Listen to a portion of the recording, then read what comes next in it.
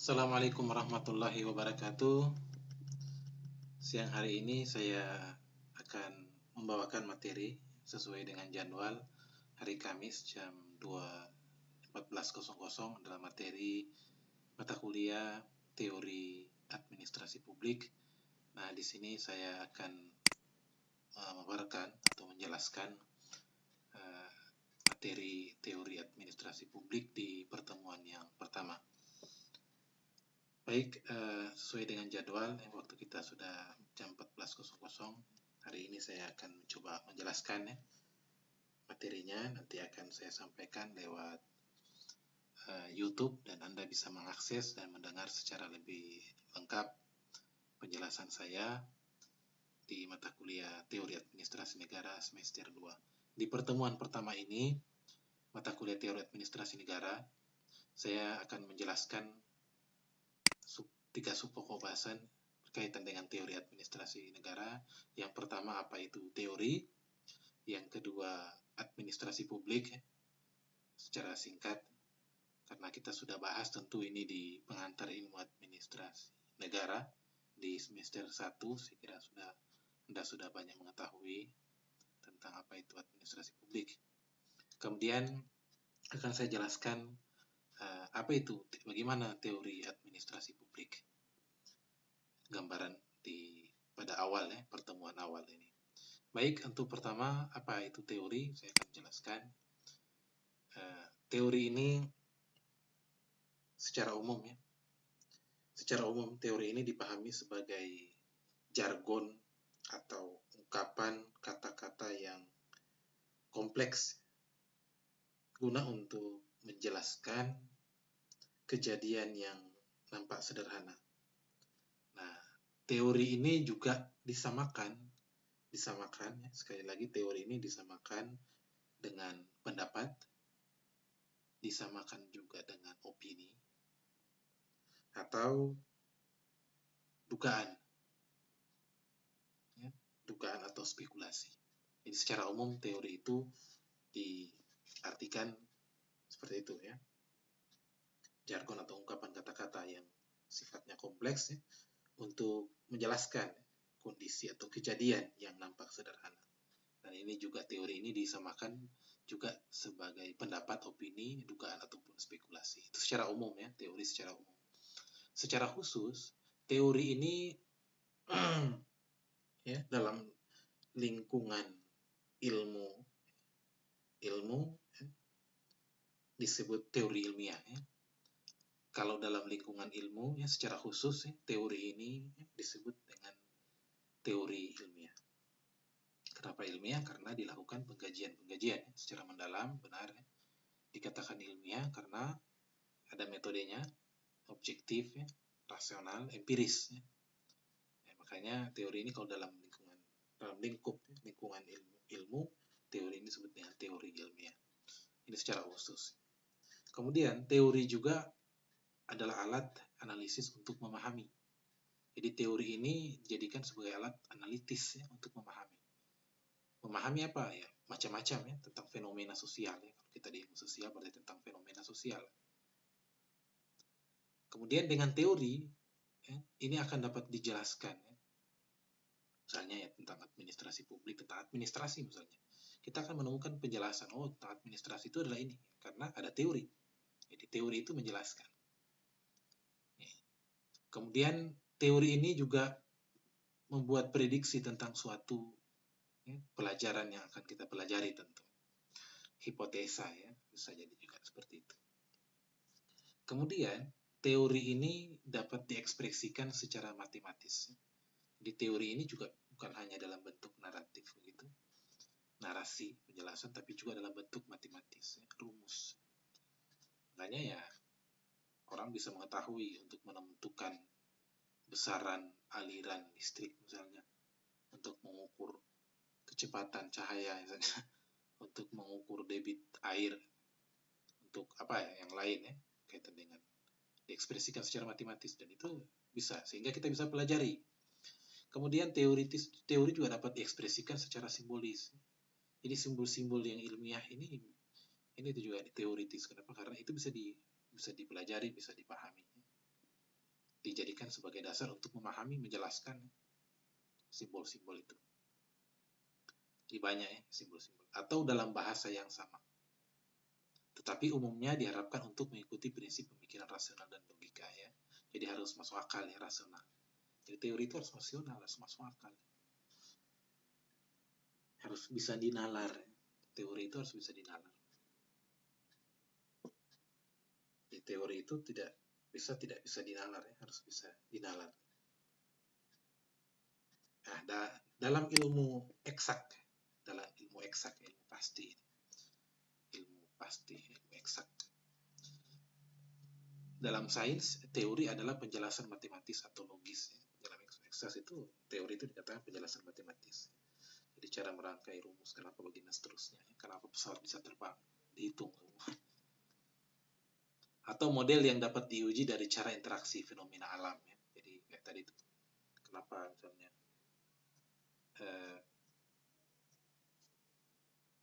buah itu jatuh lurus ke bawah, tidak menyamping.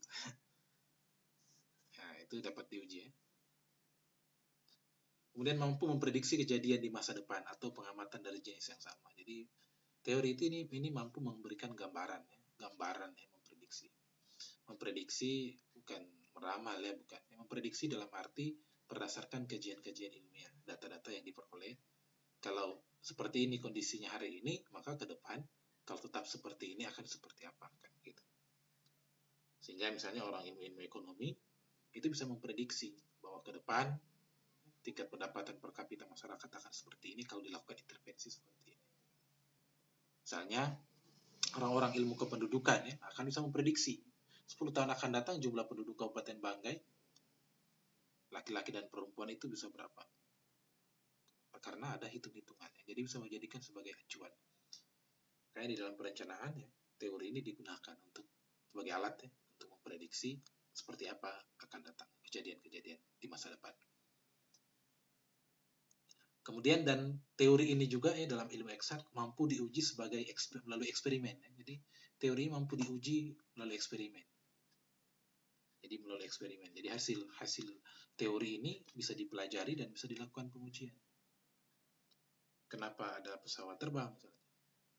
Karena sudah dilakukan pengujian. Teori misalnya hasil temuannya Pak Habibie misalnya, itu kan teori ya, yang dikembangkan dan kemudian diuji kebenarannya. Oh, ya ternyata iya. Pesawat besar dalam ketinggian berapa ribu kaki tidak mudah untuk jatuh, sayapnya tetap stabil, ekornya tetap normal, tidak mudah untuk goyang. Ya, itu ilmu. Itu telah teori ya yang bisa diuji melalui eksperimen ya, bisa ditemukan kebenarannya. Oh, ternyata ya menjelaskan seperti ini. Orang menemukan obat misalnya setelah dia temukan caranya, lalu kemudian dituliskan dalam bentuk runutan penjelasan secara lengkap, lalu itu bisa diuji kebenaran melalui eksperimen. Kemudian sebaliknya melalui pengamatan lapangan. Jadi bisa juga eksperimen, bisa juga melalui pengamatan lapangan ya, observasi, pengamatan lapangan. Nah, itu teori.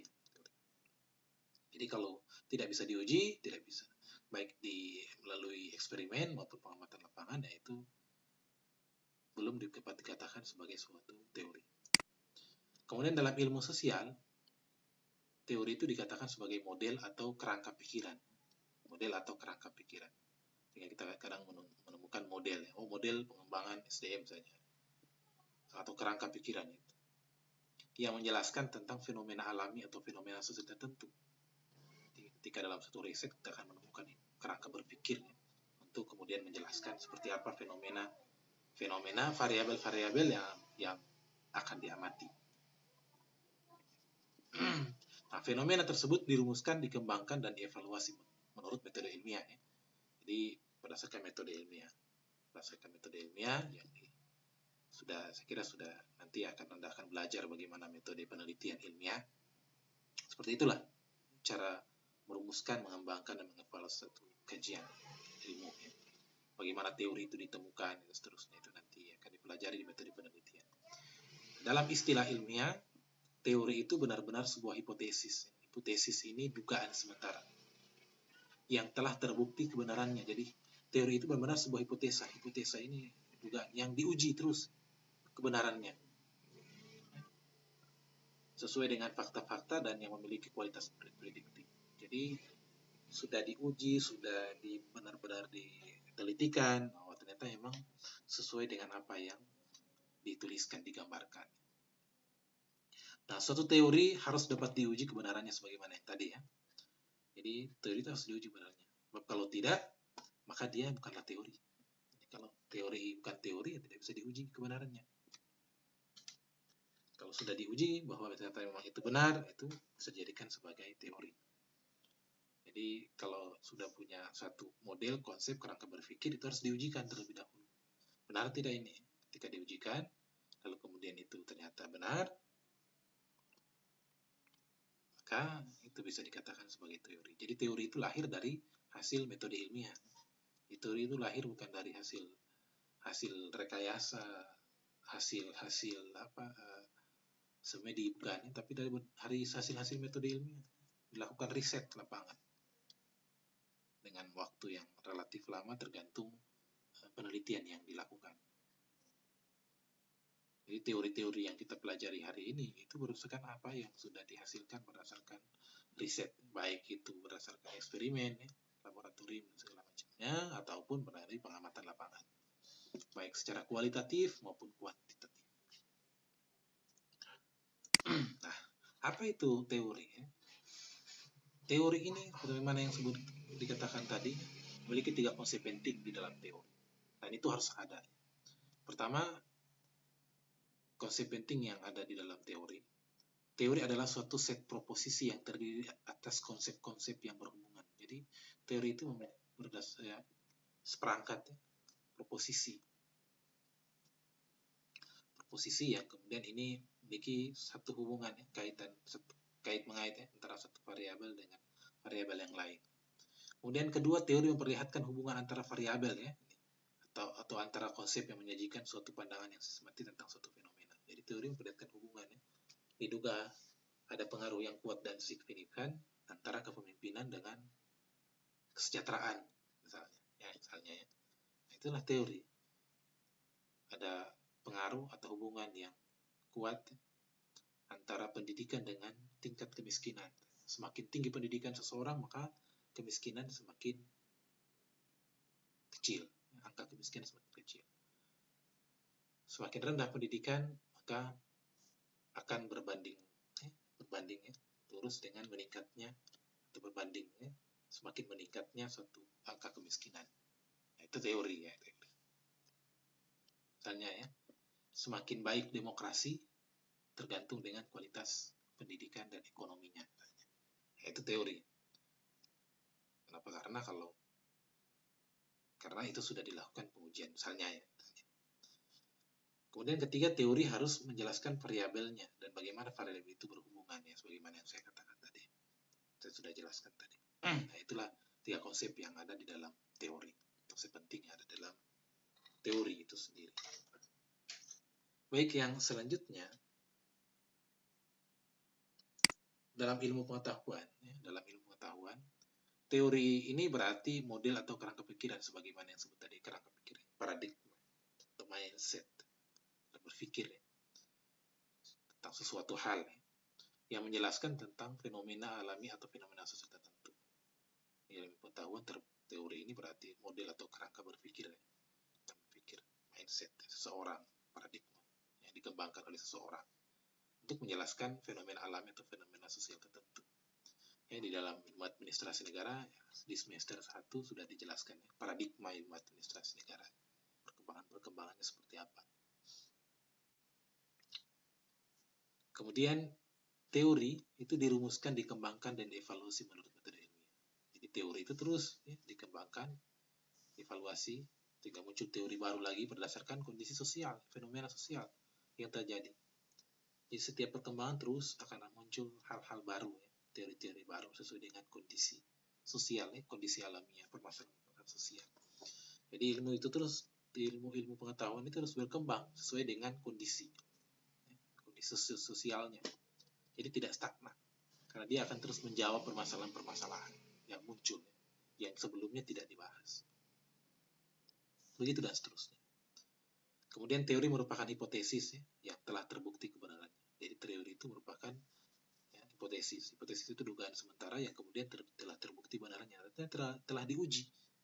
Teori itu telah diuji. Ternyata itu adalah benar, valid, sesuai dengan kaidah-kaidah metode ilmiah yang telah ditetapkan. Kemudian yang berikutnya, apa itu teori? Menurut pendapat ahli, kita lihat ya, ada pendapat pertama, mengatakan bahwa teori itu cara tersingkat untuk menyatakan sesuatu yang penting. Misal, saya katakan konsep kemiskinan kultural merupakan cara terpendek untuk menjelaskan bahwa kemiskinan bukan hanya gejala ekonomi, tetapi juga tidak lepas dari faktor budaya yang melekat pada orang miskin. Ini ini contoh ya, misalnya. Cara singkat untuk menyatakan sesuatu yang penting. Jadi teori ini dapat menjelaskan tentang suatu hal, misalnya tentang kemiskinan, tentang pendidikan, tentang pembangunan, macam-macam. Kemudian menurut pendapat yang lain, Joseph misalnya mengatakan bahwa teori itu adalah jaringan ide yang menjelaskan hubungan antar dua variabel atau lebih.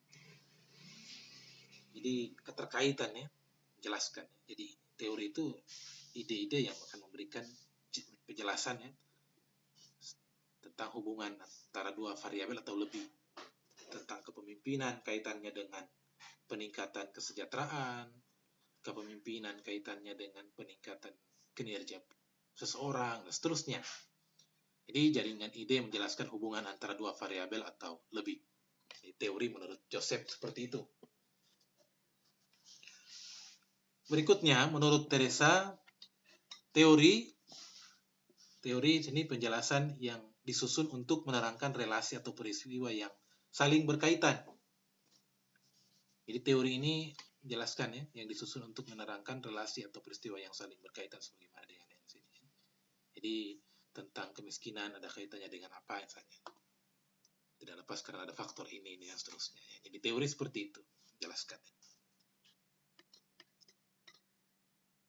Kemudian dari tujuan dan manfaat teori itu sendiri. Apa tujuan dan manfaat teori? Jadi teori pertama, ya, tujuan dan manfaatnya, teori menjadi syarat dasar adanya suatu ilmu pengetahuan. Jadi kalau tidak ada teori, ilmu pengetahuan itu tidak akan berkembang. Muncul ilmu pengetahuan baru karena ada teori yang mendukung. Jadi perlu ada teori. Jadi teori ini sangat-sangat penting. Kenapa? Karena ini sebagai syarat adanya suatu ilmu pengetahuan. Ilmu administrasi publik itu bisa ada karena ada teori-teori yang mendukung. Sekalipun, misalnya nanti kita lihat perkembangannya bahwa tidak lebih spesifik menjelaskan kepada administrasi publik, tapi ada beberapa ilmu-ilmu lain yang membantu untuk memberikan gambaran tentang administrasi publik. Ya, sebagaimana yang kita sudah pelajari di pengantar ilmu administrasi negara atau pengantar ilmu administrasi publik. Ya. Kenapa? Karena dia jadi sebagai suatu tool of science. Ya. Pertama, konseptualisasi. Jadi memberikan penjelasan secara konsep tentang administrasi publik itu apa. Karena apa? Karena ada teori yang menjelaskan. Jadi itu tujuan manfaat teori. Kemudian dapat meringkas fakta, jadi hal-hal baru ditemukan dari hasil penelitian karena teori. Kemudian memprediksi fakta-fakta ya, sebagaimana di awal tadi. Kedepannya seperti apa? Berdasarkan hasil pengamatan, riset, kajian, berdasarkan teori. Sehingga bisa diketahui, dihitung, dianalisis, ya, ke depan akan terjadi seperti ini. Baik dari sisi ekonomi misalnya, akan bisa memprediksi bahwa kondisi perekonomian ke depan seperti apa. Itu karena berangkat dari teori. Jadi karena ada teori sehingga orang tahu bagaimana cara memprediksi ke depannya seperti apa. BMKG bisa akan memprediksi bahwa akan terjadi curah hujan begini dan begitu ya, di wilayah Indonesia besok misalnya. Itu terjadi karena ada ilmu pengetahuan. Ilmu pengetahuan itu bisa ada karena ada teori. Dari teori kita bisa pelajari sehingga orang bisa melaksanakan, bisa mempraktekkan itu. Kemudian alat mengembangkan ilmu melalui penelitian. Jadi teori ini dijadikan sebagai alat untuk pengembangan ilmu pengetahuan melalui penelitian. Jadi riset itu tidak akan bisa dilakukan kalau tidak ada teori yang memberikan penjelasan, gambaran di awal. Jadi teori ini penting sekali dalam penelitian. Tidak ada teori, sulit bagi seorang peneliti. Untuk bisa memulai riset, pengembangan riset, alat pengembangan ilmu tentunya, pengembangan ilmu pengetahuan. Jadi sulit kalau tidak ada teori. Bagaimana bisa mengembangkan ilmu pengetahuan kalau teorinya tidak ada? Jadi, sekarang ini sudah bersemua ya, teorinya sudah lengkap, sudah banyak yang menjelaskan apa-apa saja. Bahkan di luar angkasa saja sudah ada penjelasan secara teoritis. Itu luar biasa. Berikutnya, tujuan dan manfaat teori menjelaskan, meramalkan, menguasai fenomena tertentu. Jadi kalau ini yang sudah ya, jelaskan tadi, karena menguasai fenomena tertentu. Jadi dengan adanya teori kita bisa mengetahui, oh iya, bahwa administrasi publik itu seperti ini, pelayanan publik itu begini, manajemen itu seperti ini, ya. Pelajari asas manajemen, apa itu perencanaan, pengorganisasian, segala macamnya. Kita bisa mengetahui kenapa terjadi sesuatu hal, misalnya. Kenapa? Karena ada teori menjelaskan. Kenapa kalau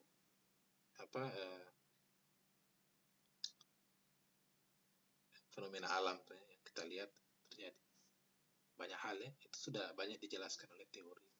Begitu juga fenomena-fenomena sosial. Kemudian membentuk generalisasi, jadi memberikan gambaran ya, secara umum ya, tentang suatu hal ya. Kemudian mendorong kemajuan peradaban ya. Dengan teori ini semakin mendorong kemajuan peradaban. Kita tahu sekarang ini dunia sekarang ini semakin meningkat pesat iptek. Kenapa? Karena ada teori, terus dilakukan penelitian. Jadi kita kuliah dengan metode daring ini tentu karena ada kemajuan peradaban ditemukan dari hasil-hasil penelitian sehingga bisa dikembangkan dan bisa dipelajari dan sekarang bisa digunakan untuk belajar dengan metode daring. Itu karena kemajuan peradaban, mendorong kemajuan teori ini sangat mendorong kemajuan peradaban. Sebagaimana kita sudah rasakan saat ini. Salah satunya dengan metode belajar yang dalam kondisi seperti sekarang ini. Tidak bisa ketemu langsung, kita bisa belajar. Saya bisa menjelaskan materi, kenapa? Karena adanya ilmu pengetahuan yang didorong dengan banyaknya teori-teori, ilmu-ilmu baru yang telah didapatkan. Nah, administrasi publik itu yang seperti apa? Kita sudah melihat teorinya seperti ini. Di pembahasan yang kedua ini, saya akan memberikan gambaran ya, walaupun sebetulnya Anda sudah pelajari di semester 1. Nah, administrasi publik ya, menurut Jaiden katakan administrasi negara melingkupi segala kegiatan yang berhubungan dengan penyelenggaraan urusan publik ya. Urusan publik ini urusan banyak orang ya, urusan publik, urusan masyarakat, urusan rakyat. Atau kebutuhan publik.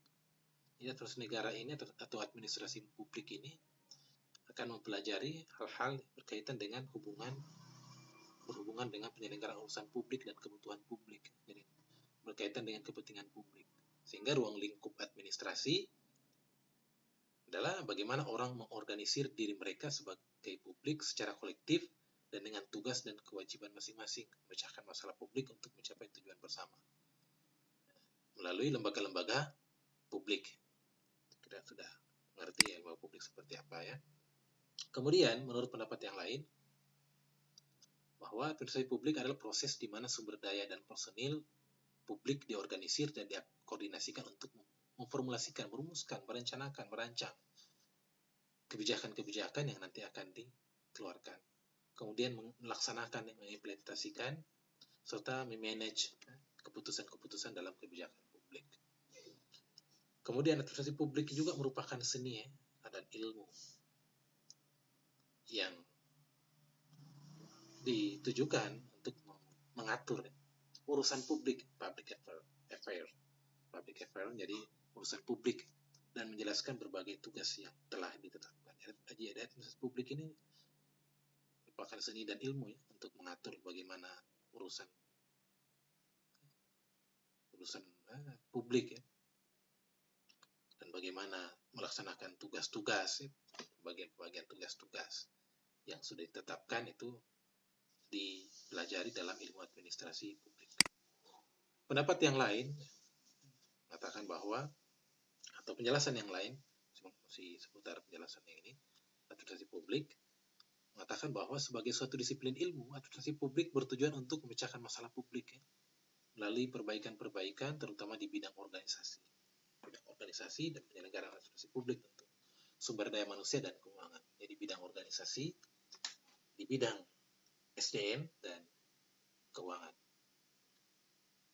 Jadi administrasi publik ini tidak hanya bicara tentang kebijakan publik bagaimana tadi, tapi juga bicara berkaitan dengan organisasi, SDM dan keuangan. Di pendapat yang lain kita bisa lihat menurut Jeremy Stekeban mengatakan bahwa hakikatnya administrasi publik itu adalah berkaitan dengan dunia eksekutif. Meskipun juga ini berkaitan dengan dunia yudikatif dan legislatif. Tapi di sini dititikberatkan kepada dunia eksekutif. Kenapa? Karena di sanalah penyelenggaraan urusan-urusan organisasi, keuangan, manajemen keuangan, perumusan kebijakan, walaupun juga nanti pada saat pembuatan kebijakan dan pembahasannya itu bersama dengan legislatif. Sehingga di sini berkaitan juga dengan yudikatif dan legislatif. Menurut Jeremy Stekeban mengatakan bahwa administrasi publik berkenaan dengan formulasi dan implementasi kebijakan publik. Jadi sama dengan yang tadi. Administrasi publik ini berkaitan dengan bagaimana cara membuat kebijakan dan bagaimana melaksanakan suatu kebijakan untuk kepentingan publik. Administrasi publik berkaitan dengan berbagai masalah-masalah manusiawi dan usaha-usaha kerjasama untuk mengerjakan tugas-tugas pemerintahan. Jadi administrasi publik ini karena berkaitan dengan urusan pemerintahan, manajemen organisasi, keuangan, dan segala macamnya, sehingga administrasi publik ini berkaitan dengan urusan kemanusiaan dan usaha-usaha yang lain kerjasama untuk mengerjakan urusan-urusan di bidang pemerintahan. Walaupun ini ada perbedaan antara administrasi swasta, tetapi administrasi publik melebihi dari urusan-urusan kewenangan-kewenangan administrasi swasta. Karena administrasi swasta hanya lingkup kepada lembaga organisasi yang diatur, di-manage. Sementara organisasi atau administrasi publik ini semua, baik urusan swasta, baik urusan masyarakat, pemerintahan, semua yang menjadi urusan publik. Nah, administrasi publik ini diarahkan tentu untuk menghasilkan kebutuhan publik, public goods, dan pelayanan publik. Kemudian administrasi publik memiliki aspek teoritis dan praktis, sehingga mampu menjelaskan bagaimana penyelenggaraan administrasi publik. Karena didukung dengan aspek-aspek teoritis dan praktis. Teoritisnya tentu tadi ilmu-ilmu pengetahuan yang dikembangkan, dan aspek praktisnya memang ada lembaga yang memang menjadi bagian penting di dalam penyelenggaraan administrasi publik. Tentu di bidang eksekutif, dan juga masih ada berkaitan dengan lembaga-lembaga lain, misalnya yudikatif dan legislatif. Kita lihat teori administrasi publik mengatakan di sini bahwa administrasi publik sebetulnya secara teoritis di sini memang belum lebih spesifik. Kita melihat beberapa penjelasannya baik di buku-buku referensi maupun jurnal-jurnal ilmiah yang saya masih temukan penjelasan. Memang di sana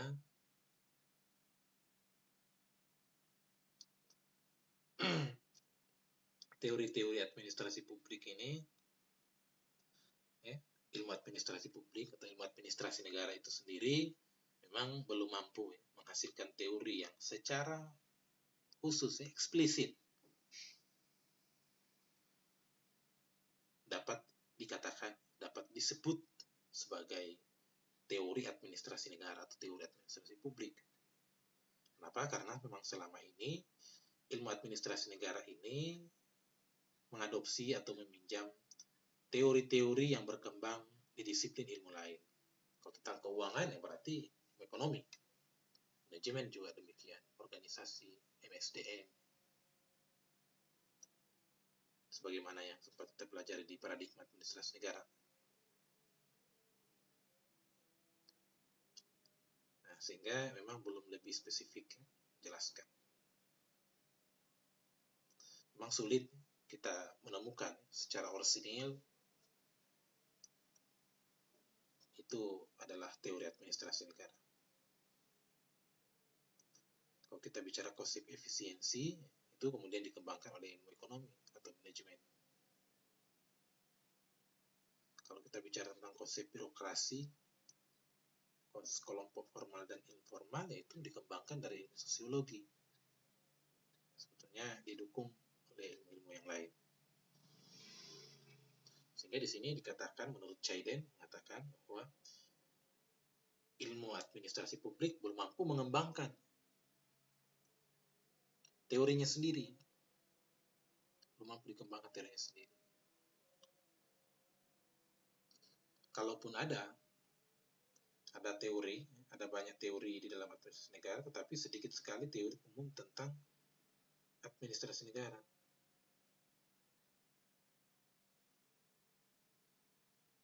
Kalau yang selama ini disebut teori administrasi negara, sesungguhnya merupakan ide atau konsep, metode atau teori yang dipinjam dari ilmu-ilmu lain.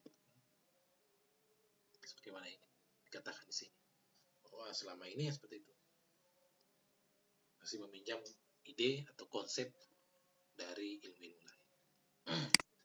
Kita lihat pendapat itu menurut Chayden.